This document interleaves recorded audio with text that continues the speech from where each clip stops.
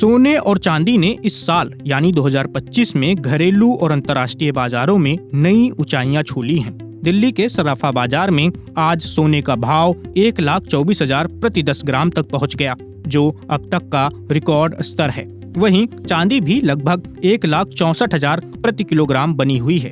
World gold council के data से पता चलता है कि इस साल की शुरुआत से अब तक सोने की कीमतों में करीब 45% की बढ़त दर्ज हुई है। विश्लेषकों की राय अब दो भागों में बट गई है। कुछ का मानना है कि तेजी अभी बनी रहेगी, क्योंकि महंगाई, भू राजनीतिक तनाव और केंद्रीय बैंकों की मुद्रा नीतियां इन धातुओं की मांग को बने रहने देंगी। वहीं अन्य विशेषज्ञों का कहना है कि ये रुझान एक बुल मार्केट के अंतिम चरण की ओर इशारा कर रहा है और निकट भविष्य में गिरावट भी संभव है, यानी सोने और चांदी के दाम गिर भी सकते हैं बड़ी मात्रा में।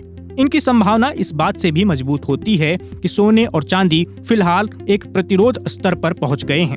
कुछ अनुमानों के अनुसार सोना 30 से 35% तक गिरकर 77,000 प्रति 10 ग्राम तक पहुंच सकता है। वहीं चांदी की कीमत भी 77,000 प्रति किलोग्राम तक गिर सकती है।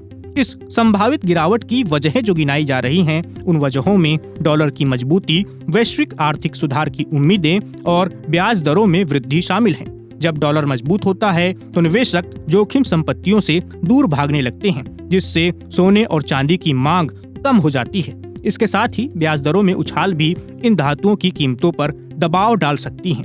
भारत जैसे देश में जहां सोना सिर्फ निवेश नहीं बल्कि सांस्कृतिक प्रतीक भी है, यहां इन धातुओं की कीमतों में बदलाव का असर काफी गहरा होता है। ये न सिर्फ आभूषण उद्योग बल्कि घरेलू निवेश योजनाओं और शेयर बाजार को भी प्रभावित कर सकता है। हालांकि आर्थिक अस्थिरता के समय सोना और चांदी एक सुरक्षित निवेश का विकल्प बनी रहती हैं। फिलहाल विशेषज्ञ निवेशकों को जो सलाह दे रहे हैं वो ये है कि सावधानी से कदम रखें और बाजार के संकेतों को बारीकी से देखें।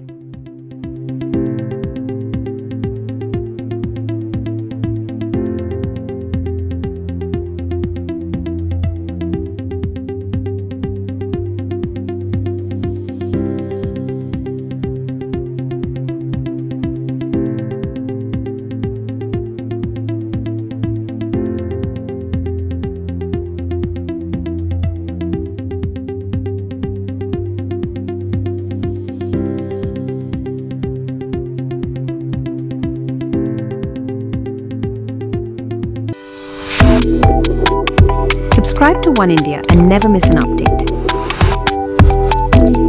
Download the One India app